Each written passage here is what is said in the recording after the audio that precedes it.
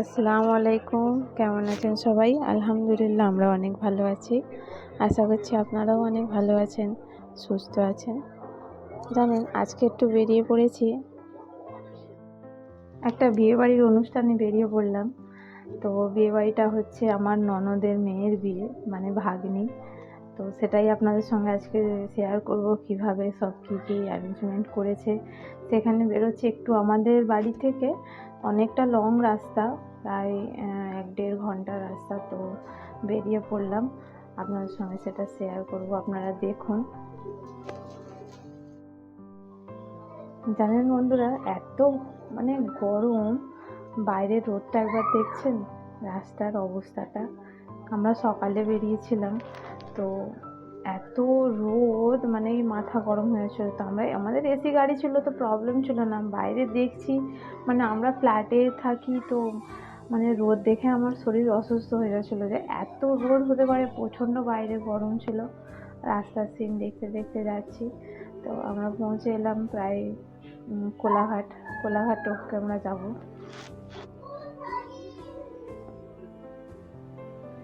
চলুন, ওখানে গিয়েই দেখা হবে আপনাদের সঙ্গে।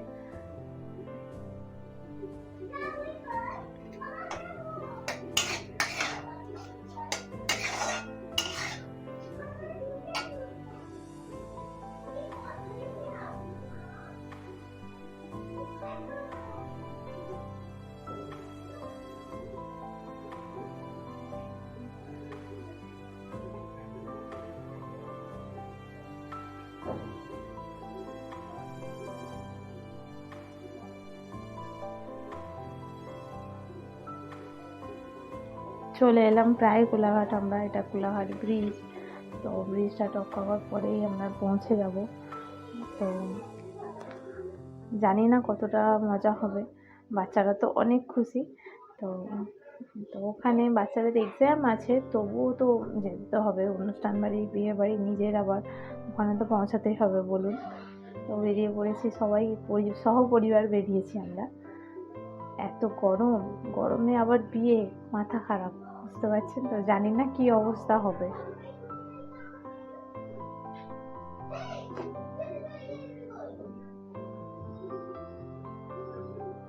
চলুন, আমরা এবারে চলেই এলাম। এসে দেখছি বিয়ের সব তথ্য এসে গেছে, গায়ে হলুদের সব জিনিস এসে গেছিলো। আমি এগুলো একটু আপনাদের সঙ্গে শেয়ার করলাম। এটা গায়ে হলুদের শাড়ি, আর কিছু মানে বিয়ের শাড়িও দিয়ে দিয়েছিল, যাতে আগে থাকতে রেডি হয়ে যায়। তো বিয়ের শাড়িটাও দেখিয়ে দিই। এই দেখুন, বেনারসি দিয়েছিল, আর আমি মেয়েকে রেডি করে দিলাম। তো দেখুন, আমাদের নববধূ, আমাদের নতুন কনে আর কি, কত কিউট লাগছে বলুন তো। অনেক সুন্দর। আপনারা কমেন্ট করবেন আমাদের নতুন বউকে কত সুন্দর লাগছে, এটা একটু কমেন্ট করবেন। গায়ে হলুদের জন্য রেডি করে দিয়েছি। তো এবার বসবে গায়ে হলুদে।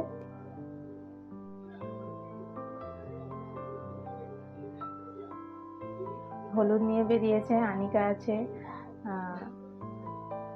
আমিয়াও আছে পাশে।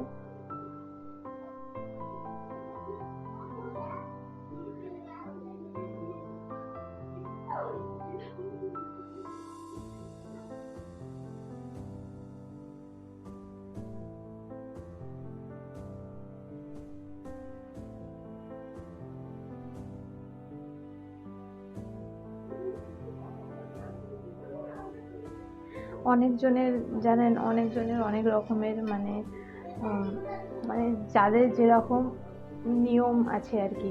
সব জায়গায় তো সব সেম নিয়ম হয় না।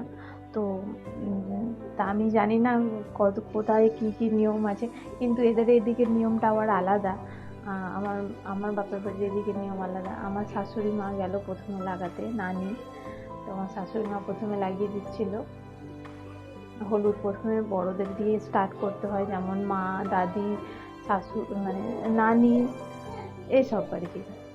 যেমন বড় যদি ফুপু থাকে, যাকে বলে আন্টি, যাকে বলে, এরা খুব বড় দিয়ে স্টার্ট করতে হয়, মানে চাচি, এরা স্টার্ট করবে। তো সবাই তো লাগাবে। প্রথমে আমার শাশুড়ি গিয়েছিল লাগাবার জন্য। তো আমার শাশুড়িকে ক্যামেরাম্যান বলছে, একটু দাঁড়াও, নানি হও, তো ভালো করে ফটোগুলো একটু তুলে নিই। তো তারপর ভাবলাম আমি গিয়ে আগে লাগাবার পর্ব শেষ করি। ওর মাও লাগিয়ে দিল, আমি গেলাম তারপর লাগাতে। আমি লাগিয়ে দিচ্ছিলাম, ক্যামেরাম্যান প্রচুর বিরক্ত করেছিল, এইভাবে পোজ দাও, ওইভাবে পোজ দাও। তো বিরক্ত লাগছে, হয়েছে আমি লাগাচ্ছি, আপনারা ভিডিও করে নিন, কি আপনারা ফটো তুলে নিন। আর আমাদের বউ তো অনেক নার্ভাস ছিল, বুঝতেই পারছেন, সবাই একটু নার্ভাসই থাকে। আর আমাদের মেয়ের বয়স অনেকই অল্প, তো আরও মানে নার্ভাস লাগছে, মানে বুঝতে পারছেন। প্রাপ্ত বয়স হলেও একটু প্রথমে সবাই একটু নার্ভাস হয়, ঠিক আছে। কেন এইসব মানে এগুলো জীবনে একবারই আসে। যতই চালাক মেয়ে না হোক না কেন, এই টাইমটায় সে একটু নার্ভাস হয়ে যায়, মানে মনে হয় কি করছে, কি হবে, কি করব, কোনটা করলে ঠিক হবে, এরকম পরিস্থিতি সব মেয়েদের জীবনে আসে। আমরাও পেরিয়ে এসেছি এই পরিস্থিতিটা। দেখুন আমি কেমন গিয়ে সবাইকে লাগাচ্ছি। ও আমাদের নতুন বউকে কেমন একটু হলুদ লাগিয়ে দিল, মজা করছিল। এই দেখো সবাই মিলে ফটো তুললো। আবার বউ রেডি। আবার ওদের ওখানে নিয়মটা কি জানেন, হলুদের পরেই, ওই হলুদ লাগাবার পরেই ক্ষীর গালে বসবে। তো আবার ওর ক্ষীর গালের জন্য ড্রেসটা আমি চেঞ্জ করে দিলাম। আর এগুলো ফুল দিয়ে ওই মালাগুলো রেডি করেছিল, কাঁচা ফুলে, খুব সুন্দর লাগছিল। আমাদের বউকে তো অনেক সুন্দর দেখতে, আমাদের ব্রাইড তো অনেক সুন্দর, এমনি না সাজলেও সুন্দর আমাদের ব্রাইড। যাকে বলে বিনা মেকআপেই সুন্দর, বুঝতে পারছেন তো। আপনারা অবশ্যই কমেন্ট করবেন কাকে আমাদের ব্রাইডকে ভালো লাগলো। তো অনেক অনেক দারুণ লাগছিল। বসে পড়লো ক্ষীর গালে, প্রায় তখন রাত 10টা বাজে, তখন ডিনার টাইম হয়ে গেছিলো। তো সব আমরা বললাম যে এক এক করে, তো মানে যা নিয়ম আছে এক এক করে করে সেরে ফেলাটা ভালো, কেন মর্নিংয়ে তো বিয়ে। তো ওখানে মানে ডিনার টাইম হয়ে গেছিলো, ওদিকে খাবারের সব ব্যবস্থা হয়ে গেছিলো, এদিকে বাচ্চারা সব মানে গায়ে ক্ষীর গালে দেওয়ার মানে চালু হয়ে গেছিলো। তো বসিয়ে দিল, সবাই এক এক করে গিয়ে ক্ষীর গালে দিয়ে দিতে। আমি বললাম যে তাড়াতাড়ি শেষ করো, কেন যেহেতু মেহেন্দিরও আবার আছে, মেহেন্দি পরাবারও আছে, তো বললাম তাড়াতাড়ি শেষ করে ফেলো। এখানে ওদের বাড়িতে তো অনেক মেহমান আছে, বিশাল বড় ফ্যামিলি। আর আমার শ্বশুরবাড়ির ফ্যামিলিও বিশাল, আর আমার মানে যে ননদের ফ্যামিলিও বিশাল বড়। এই ক্যামেরাম্যানগুলো সব থেকে দেরি করে, এইভাবে পোজ দাও, এইভাবে ফটো তোলো, এইটা হচ্ছে মেন ব্যাপার, বুঝছেন তো। বিরক্ত লাগে, কিন্তু বিয়ের পর দেখতে ভালো লাগে বলুন। যাক, এই পোজ দিচ্ছিল। আনিকা দেখুন কত বিরক্ত পজিশনে দাঁড়িয়ে আছে।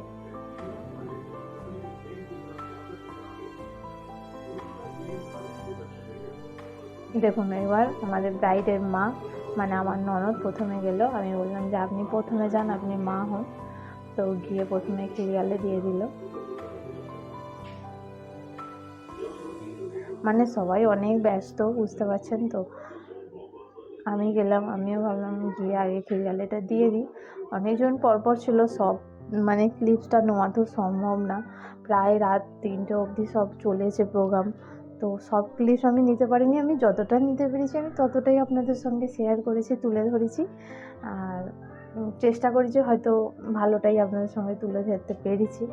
তো আনিকাও চলে গেছিলো, বলছে আমি দেবো, আমাকে পয়সা দিন, আমি দেবো। আর সারা ওই বিয়ে বাড়িতে আনিকা ওই ব্যাগটা নিয়ে ঘুরছে, বুঝতে পারছেন তো। মানে ওকে বিরক্তও লাগে না। ব্রাইডকে খেতে ভালো লাগছে না, ও জোর করে দিচ্ছে আমারটা খেতে হবে, বুঝতে পারছেন। ব্রাইডের মুখটা দেখলে আপনারা বুঝতেই পারছেন কি অবস্থা।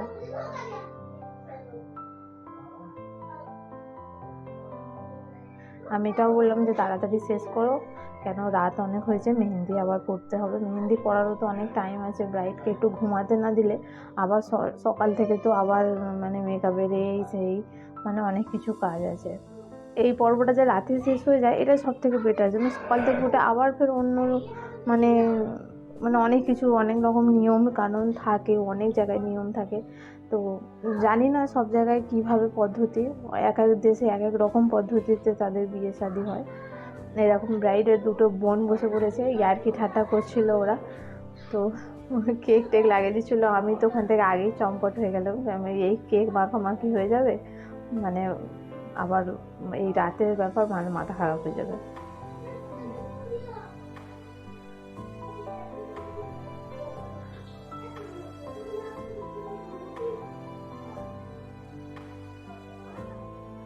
এটা ব্রাইডের বোন, এই লেফটেরটা এটাও ছোট বোন, আর এটাও ওর একটা মানে ওর বড় কাকার মেয়ে।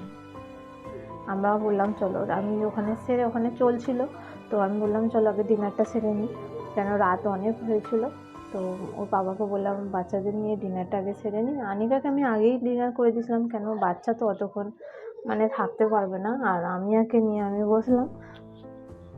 আর মেনুতে, রাতের মেনুতে ছিল ভাত ছিল, বিসলেরি ওয়াটার, ভাত, আর মাংস ছিল, মাংস আলু দিয়ে কষা ছিল। আর আমাকে তো অনেক মাংস দিয়ে দিচ্ছে, আমি এত খেতেই পারি না, কিন্তু আমাকে অনেক দিয়ে দিচ্ছে। যাক, আর ডাল ছিল, আমি ডালটা নিইনি, আমাকে ভালো লাগছিলো না, আমি ডালটা নিলাম না, আমি জাস্ট মাংস দিয়েই খেয়ে উঠে পড়লাম। এবার মেহেন্দিতে চলে এলাম। মেহেন্দির জন্য এই রেডি হয়ে গেছিলো, এরা বসে পড়লো, তখন অনেকই রাত, প্রায় 12:30 বাজে। আমি বললাম তাড়াতাড়ি কমপ্লিট করো, কেন 2 হাতে ব্রাইডকে মেহেন্দি পরাতে হবে, শেষ হবে কখন, আবার সকালে ঘুমাতে হবে, কালার আসবে কখন। তো যাক, ওরা স্টার্ট করলো মেহেন্দি পরা। তো আমি বললাম মেহেন্দিটা তাড়াতাড়ি শেষ করে দাও, ব্রাইডকে ঘুমাতে দাও। চলুন, দেখা হবে আবার মর্নিংয়ে, ওখানে বিয়ের দিন আপনাদের সঙ্গে দেখা হবে। দেখার জন্য অবশ্যই আমার ব্লগটা দেখতে হবে অ্যান্ড সাবস্ক্রাইব করতে হবে। আল্লাহ হাফিজ।